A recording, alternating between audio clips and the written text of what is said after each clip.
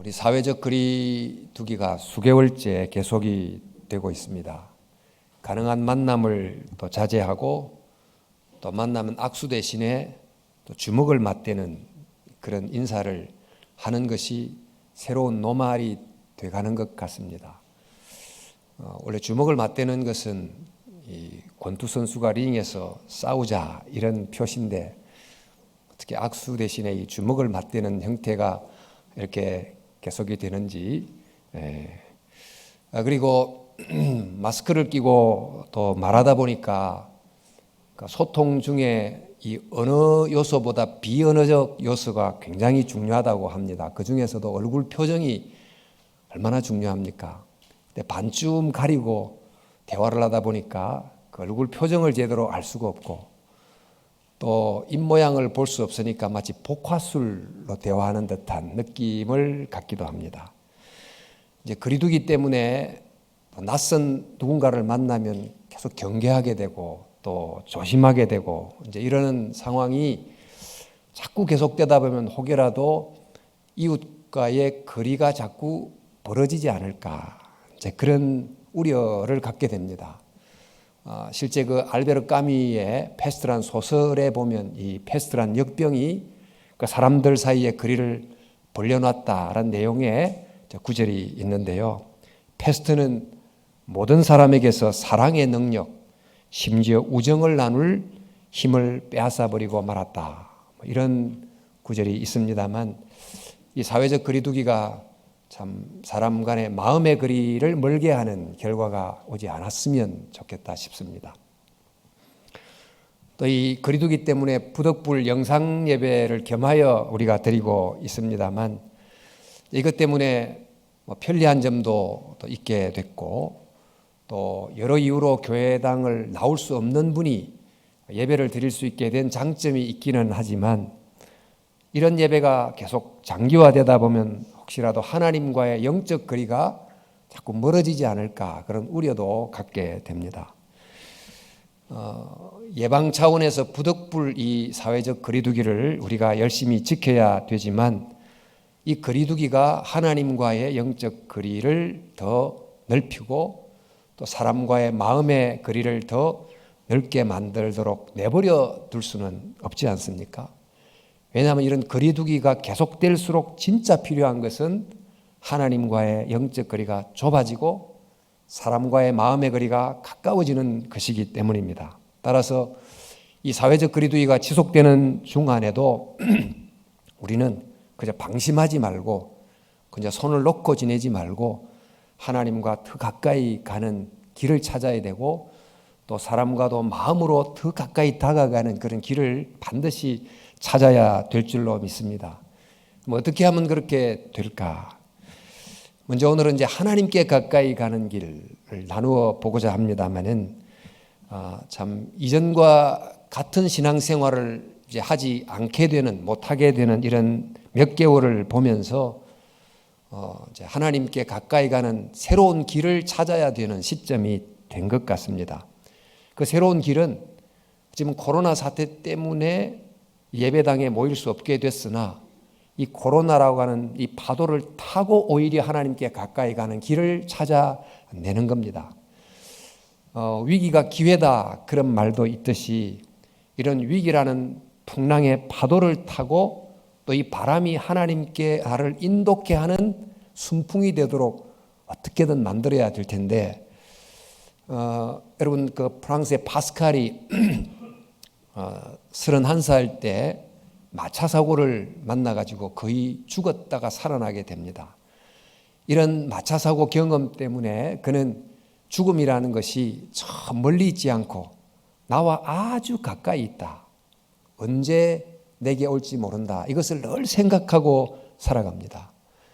그래서 인간에 대해서 글을 쓸 때마다 인간이 가지고 있는 어떤 정말 독특성 또 탁월한 점 이걸 말하지만 반드시 그와 함께 대조되는 인간의 매우 유한함, 연약함, 부서지기 쉬움 이런 걸 함께 생각하게 하는 거예요. 인간이 교만하지 않도록 그 반대편의 인간의 유한함을 항상 생각하고 그걸 통해서 하나님께 계속해서 나아갔습니다. 가서 이제 빵세에 보면 그런 글들이 많습니다만 가장 유명한 내용이 이런 내용이지요. 인간은 자연에서 가장 연약한 한 줄기 갈대다. 그러나 그는 생각하는 갈대다. 한 번 뿜은 전기 한 방울의 물이면 그를 죽이기에 충분하다. 이렇게 하면서 인간이 가지고 있는 이런 유한성을 묵상하면서 겸손한 마음으로 하나님께 계속 가려고 노력했던 사람이었습니다.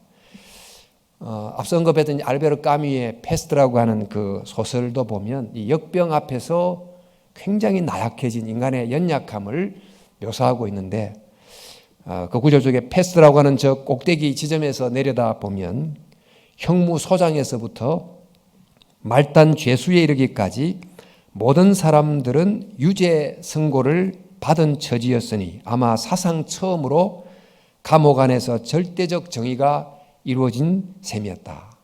또 다른 내용을 보면 패스트 환자가 된다는 것은 피곤한 일이다. 그러나 패스트 환자가 되지 않으려고 발버둥 치는 것은 더욱더 피곤한 일이다. 바로 그렇기 때문에 모든 사람은 다 피곤해 보이는 것입니다. 왜냐하면 오늘날에는 누구나 다 어느 정도는 패스트 환자이니까요. 이런 내용도 있습니다. 이처럼 우리가 갖고 있는 어떤 연약함을 깨닫게 되면 그 낮아진 자리에서 비로소 하나님께 가까이 가야 되겠다. 마음이 생기고 그 길이 보이는 것입니다. 사실 얼마 전까지만 해도 이 사건이 있기 전까지만 해도 인공지능을 만들고 또 로봇을 만들고 거의 신의 자리에 육박할 정도의 높은 곳으로 올라갔던 인간, 호모 데우스라고 불릴 정도의 인간이 이 작은 바이러스에 의해서 이렇게 무참히 무너지는 모습을 보면서 이전에 간과했던 인간의 유한한 한계를 좀 깊이 자각하게 되죠. 바로 이런 자각함이 하나님께 가까이 가게 해주는 길이 된다는 것입니다. 성경도 보면 인간이 바벨탑을 높이 쌓았어요. 그 당시로는 가장 높은 탑 꼭대기, 하늘에 가장 가깝다고 하는 그 높은 꼭대기에서는 결코 하나님을 만나지 못했습니다. 그러나 야곱이 형 에서를 피해서 도망하여 내려간 그 가장 낮은 그 광야라고 하는 바로 그곳에서 하나님을 만나지요. 그 하늘문이 열리고 사닥다리가 그 낮은 자리로 내려오는 경험을 야곱이 하게 되고 또 야곱이 자아가 깨지고 고집이 깨어지는 정말 낮은 그 야복강이란 자리에서 비로소 하나님이 자기를 찾아오는 것을 경험하지 않습니까? 우리가 사는 이 시대는 자기를 주장하는 게 미덕이고 자기를 자랑하는 게 또 미덕이고 이런 시대를 살다 보니까 자기의 연약함을 말하고 또 낮아짐을 말하고 또 겸손해지기가 굉장히 힘든 세상입니다.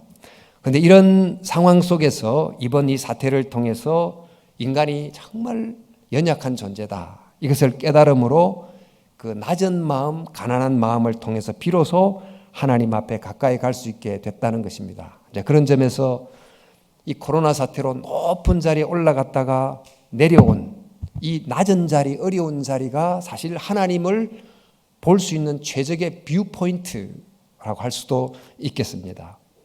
그래서 성경에 보면 잠언 말씀 또 야고보 말씀에 겸손이 하나님께 가는 길이다. 겸손이라는 것이 하나님을 만나는 길이다 라고 쓰고 있습니다. 진실로 그는 거만한 자를 비웃으시며 겸손한 자에게 은혜를 베푸신다. 그렇게 말씀하셨고 또 하나님은 교만한 자를 물리치시고 겸손한 자에게 은혜를 주신다고 하셨습니다. 이번 사회적 거리두기 때문에 여간 불편한 것이 아닙니다.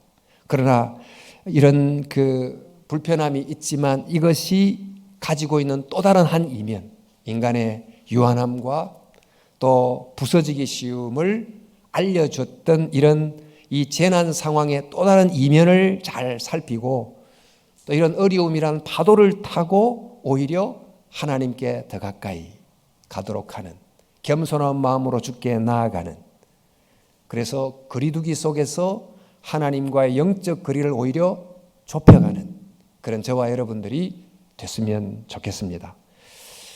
자, 이 거리두기 때문에 인터넷 예배를 여러 주를 드리게 되고, 지금은 병행해서 드리기는 하지만 그러나 주중에 정말 성도들이 예전 같으면 웃음소리도 들리고 대화 소리도 들렸을 마당에 거의 일주일 내내 텅 비어 있고, 또 주일도 와서는 잠시 목례를 나눈 다음에 그냥 빨리 집으로 돌아가면서 마당도 식당도 교회당도 정말 쓸쓸해 보이는 느낌을 가질 때마다 마음이 얼마나 안타까운지 모릅니다.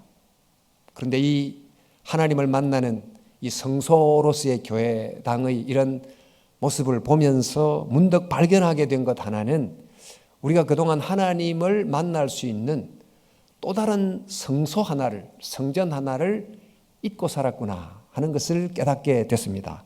바로 그 성전은 이른바 자연이라고 하는 성전입니다. 구약의 시편을 보면 이런 구절이 나옵니다. 하늘이 하나님의 영광을 선포하고 궁창이 그의 손으로 하신 일을 나타내는도다. 날이 날에게 말하고 밤은 밤에게 지식을 전하나 언어도 없고 말씀도 없으며 들리는 소리도 없으나 그의 소리가 온 땅에 통하고 그의 말씀이 세상 끝까지 이르는도다. 이 자연 만물은 인간이 쓰는 이런 언어를 사용하지는 않지만 그 각각의 피조된 존재가 바라는 독특한 모양으로 하나님을 향하여 정말 찬양을 올려드리는 그런 모습이 일어나고 있다고 시인이 그려주고 있는 것입니다. 그리고 또 다른 구절을 보니까 온 땅이여 여호와께 즐거이 소리칠지어다. 소리내어 즐겁게 노래하며 찬송할지어다. 그러니까 시인은 자연을 보면서 자연 속에서 일어나고 있는 뭔가를 상상한 거죠. 물소리, 바람소리, 새소리를 듣고, 또 바람에 흔들리는 꽃의 움직임을, 또 잎사귀의 흔들거림을 보면서 여러 피조물들이 그들의 언어로 하나님을 찬양하고 또 그들 나름의 몸짓으로 하나님을 찬양하고 있다는 것을, 그래서 이 자연이라고 하는 거대한 성전 속에 모든 피조물들이 참여하는 거대한 합창단이 찬양을 하고 교향악단이 하나님을 향해 연주하고 있다고 하는 것을 눈으로 그리면서 바로 그 우주적 예배 속에 시인이 참여하는 거예요.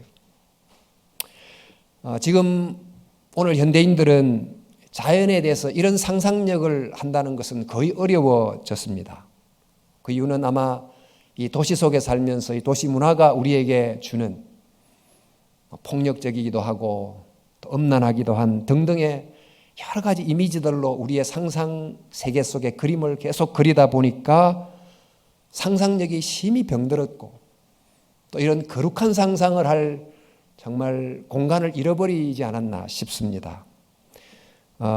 그러나 우리는 이 자연을 볼 때 그 자연 속에 드러난 이 창조주의 장엄함을 발견하고 또 창조물들이 그 정말 하나님을 향해서 올려드리는 우주적 예배를 상상하면서 자연 속에서 한 피조물로서 그게 참여하는 이제 그런 영적 경험이 좀 필요하다고 봅니다.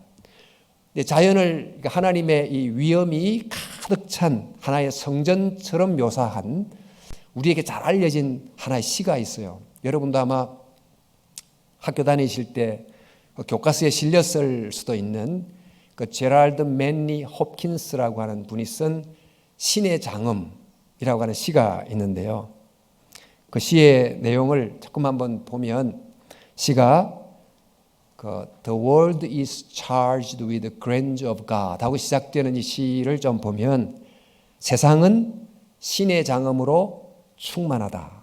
충만하다를 풀 이렇게 쓰지 않고 charged 이렇게 써서 아주 충전이 되어 있는 것처럼 이제 쓰면서 계속 이렇게 이어갑니다. 구겨진 금박지가 반짝이며 빛을 발하듯 장엄함이 불꽃처럼 뿜어 나오리. 압착되어 섬에 나오는 기름처럼 진하게 흘러나오리. 그런데 어찌 인간들은 그분의 통치를 알지 못할까? 조금 이제 설명을 덧붙이자면 신의 장엄함으로 충만한 이 자연을 구체적인 이미지를 갖고 묘사하는데 오늘 제일 첫 구절에서 신의 장엄함으로 차지도 됐다, 충전되어 있다. 이것은 어떤 이미지를 갖고 설명하느냐 하면 우리 어떤 그 핸드폰 같은 경우에는 전기가 완전히 충전되어 있는 어떤 상태, 혹은 총 같은 경우에는 실탄이 완전히 장전되어 있는 그런 상태로 씁니다.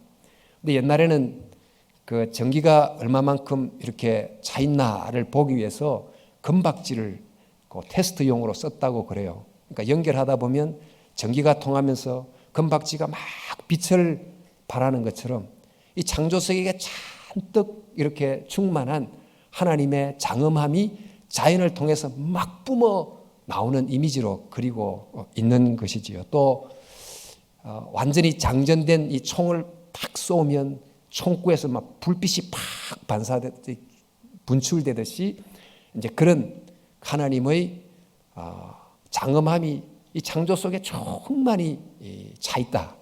그리고 또 다른 그다음 구절은 우리 올리브를 압착하면 올리브 기름이 맷돌 사이로 쫙 이렇게 스며 나오듯이 신의 장엄함이 창조 세계 구석구석을 보면 정말 향기로운 기름처럼 쭉 흘러 나온다라고 한 것입니다. 그러니까 눈을 열어보면 이처럼 온 세상이 신의 장엄함으로 충만하고 또 그것을 좀 보면 그 뒤에 이 창조 세계를 만든 창조주가 호를 들고 통치의 호를 들고 다스리고 있다는 것을 볼 수 있다. 이렇게 쓰고 있어요. 우리만 종교개혁자 존 켈빈도 그 책에서 이 창조 세계는 하나님의 영광을 드러내는 표지들이 곳곳에 새겨져 있다라고 그래서 Creation is engraved with the unmistakable mark of God's glory 이렇게 쓰기도 했습니다. 자, 여러분 이처럼 창조 세계는 하나님의 장엄함으로 충만히 채워져 있는 하나의 거대한 성전입니다. 근데 이 거대한 성전에 서면 일종의 경외감을 우리가 느낍니다. 너무너무 아름다운 저녁 노을을 바라보면 그 자리에 뭔가 마음의 뭉클함을 우리가 느끼는 것 같은 그런 신성한 경험을 합니다. 이것을 루돌프 오트라는 종교학자는 누멘이라고 그래서 독특한 어떤 종교적 신성의 경험 이렇게 말하기도 하는데 이런 이제 장엄함을 자연 속에서 보는데 힌두권과 같은 범실론은 이런 장엄함을 만들어내는 창조 세계 자체를 신으로 생각해 버려요. 그러니까 이 자연 세계를 신성화합니다.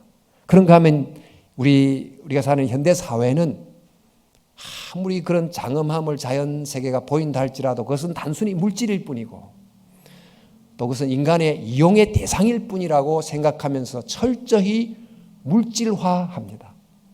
그러니까 한쪽은 자연을 신성화하고 한쪽은 자연을 물질화하지만 성경은 창조 세계를 창조주의 너무 아름다운 작품들이 전시되어 있는 거대한 전시관처럼 또 하나님의 영광이 방영되는 창조의 극장처럼 또 이렇게 보는 거지요. 그래서 이 창조라는 작품을 보면서 창조주를 생각하고 그의 장엄함을 묵상하게 된다는 것입니다. 그래서 앞서 말씀드린 범실론은 창조 세계를 보면서 작품 자체를 작가로 생각하고 또 현대 사회는 작품 세계 작품을 보면서 작가가 없다고 생각하고 그래서 성경은 이 탕문화 창조 세계라는 작품을 보면서 그 뒤에 작가를 생각하듯 창조주를 묵상하게 하는 것입니다. 그래서 창조주를 보면 창조 세계를 보면서 우리가 어떤 찬송을 부릅니까? 우리 참 아름다워라 주님의 세계는 저 솔로몬의 옷보다 더 고운 백합화.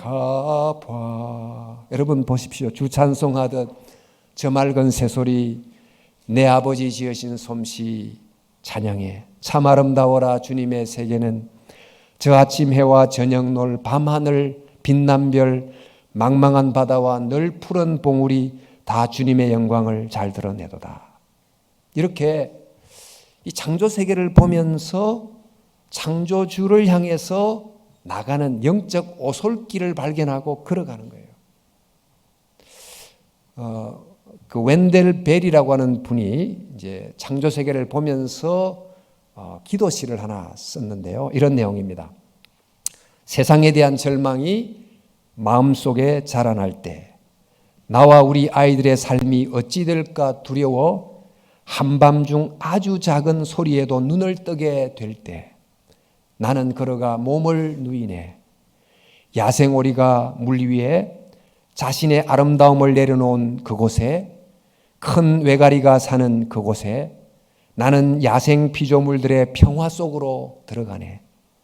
그들은 슬픔을 앞질러 생각하면서 자신들의 삶을 괴롭히지는 않는다네. 나는 고요한 물의 존재에게도 가네. 그리고 느낀다네.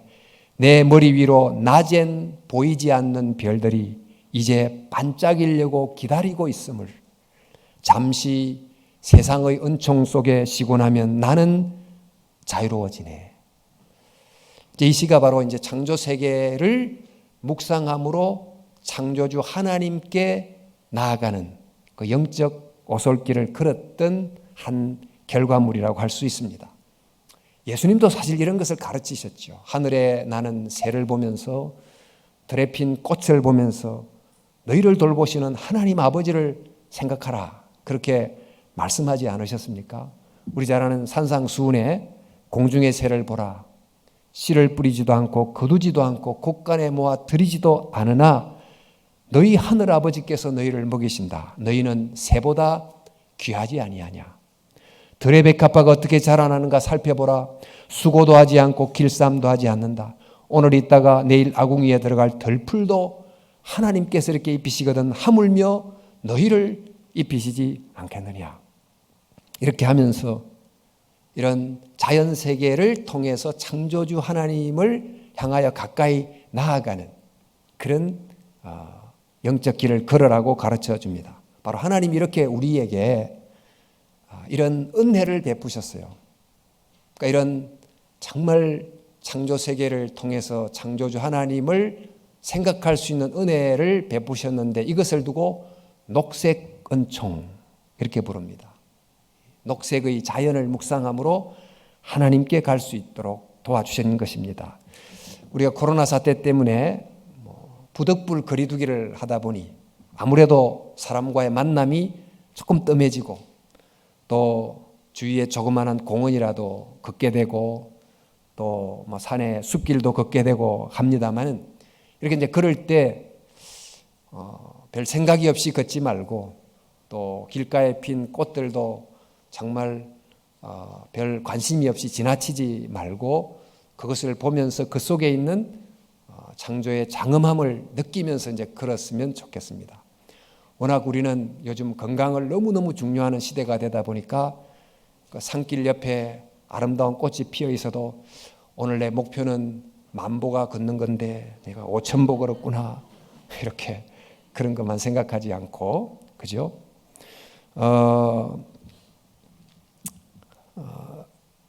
여러분 우리가 이 자연을 너무나 또 실용적 관점에서 보는데 익숙한 세상을 살다 보니까 자연이 늘 대상일 뿐이지 그것으로부터 뿜어나오고 배어나오는 신의 장엄함을 몰랐다면 우리 모두가 좀 이번 기회에 그런 녹색 은총의 길을 또 걸어가 보고 축복을 누렸으면 좋겠습니다.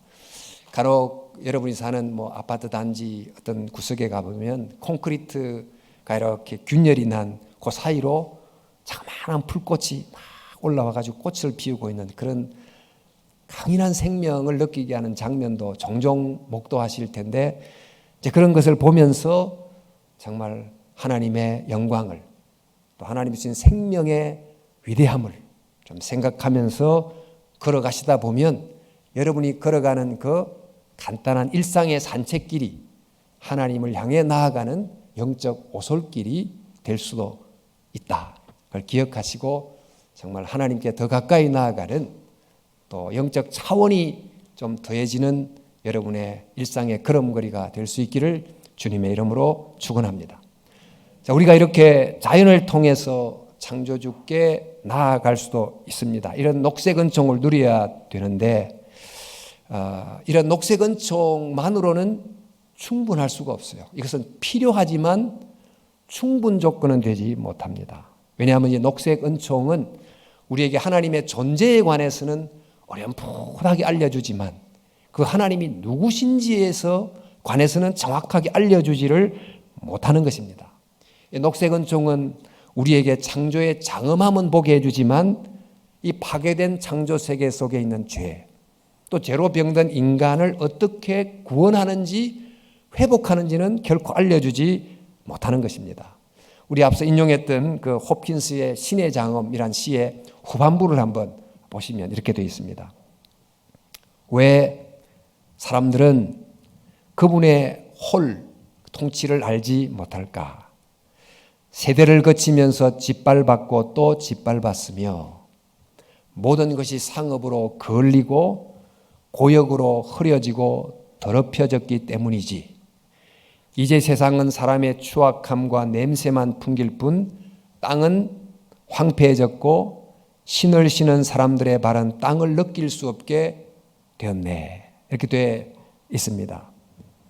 그러니까 이 세계가 신의 장엄함으로 충만하지만 그것을 제대로 보지 못하고 느끼지 못한다. 즉 세대를 거듭하면서 사람이 창조 세계를 짓밟았고 또 자연을 오로지 상업적 이익 대상으로만 보다 보니 이 세계가 인간의 냄새로 더럽혀졌고 이제는 사람이 문명이란 신발을 신지 않고 한 번도 자연이란 땅을 걸어본 적이 없어서 신발을 벗고 제대로 맨발로 이 땅을 접촉하는 그런 경험을 다 잃어버렸다는 것입니다. 그래서 이 필립 얀시라고 하는 분이 기도란 책에서 이런 글을 쓰기도 했어요. 우리의 시야는 잔뜩 흐려져서 물질 세계 외에는 아무것도 인식하지 못하는 신세가 됐습니다. 정말 우리가 경험하는 이 자연 세계에 대한 경험의 정도는 너무너무 제한되어 있고 또 눈이 열려 있지 못해서 그 풍성함을 알지 못하고 있다. 이제 그런 죄로 얼룩진 세상이다 보니까 마치 기가 막힌 해변가를 갔는데 해변가 주변에 인간이 만든 쓰레기가 수북한 그런 해변가가 된 것처럼 또 사도 바울이 피조물이 한탄하고 고통한다고 묘사한 것처럼 이제 그런 상황이 됐다고 하는 것입니다. 로마서 8장 21절에 피조물이 다 이제까지 함께 탄식하며 함께 고통을 겪고 있는 것을 우리가 아느니라. 따라서 여러분 이제 녹색 은총 속에서 창조주의 존재는 알지만 그분의 성품을 충분히 알지 못하고 또 훼손된 창조 세계의 탄식과 고통을 해결할 수 없기 때문에 우리에게 하나의 더 은총이 필요합니다. 하나님이 그 은총의 길을 우리에게 주십니다. 그것이 바로 적색 은총입니다. 하나님이 십자가의 보혈을 통해서 우리의 죄의 문제를 해결해 주시고 또 죄인인 우리가 십자가를 통해서 용서받아 하나님께 나아갈 수 있는 길을 허락해 주신 것이지요. 따라서 우리는 피조물로서 창조주의 장엄함을 알고 찬양도 하지만 죄인이기 때문에 십자가의 보혈을 통해서 하나님 앞에 나아가야 된다는 것입니다. 그래서 하나님은 창조세계라는 우주적 큰 성전 속에서 우리를 만나시기도 하지만 그보다 더 이 교회라고 하는 또 다른 성전, 구속받은 성도들의 모임이라고 하는 이 성전 속에서 선포되는 십자가 용서의 말씀을 통해서 우리를 만나시고 또 우리가 하나님께 가까이 갈 수 있도록 길을 열어주십니다. 따라서 우리에게는 녹색 은총과 적색 은총이 다 함께 필요합니다.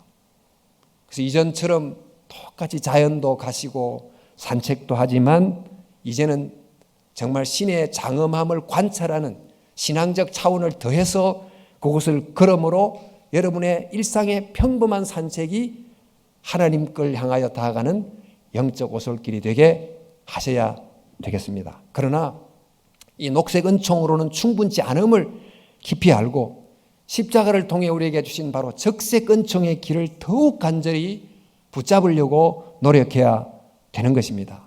인간 안에 있는 죄, 또 죄로 인한 인간의 자연의 탄식, 이 이 문제는 오직 이 예수님의 십자가 보혈로만 해결이 되기 때문이지요.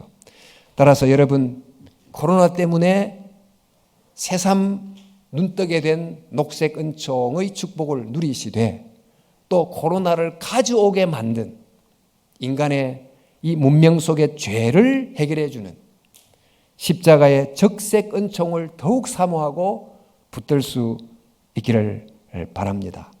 창조란 성전에 눈뜰 뿐 아니고 성도의 교회라고 하는 더 중요한 성전의 의미에 새롭게 눈을 떠 창조주 하나님의 존재를 느낄 뿐 아니라 구원주 하나님의 사랑과 은혜에 깊이 감격하는 저와 여러분이 될 수 있기를 진심으로 바랍니다. 그래서 이제 저희들이 이번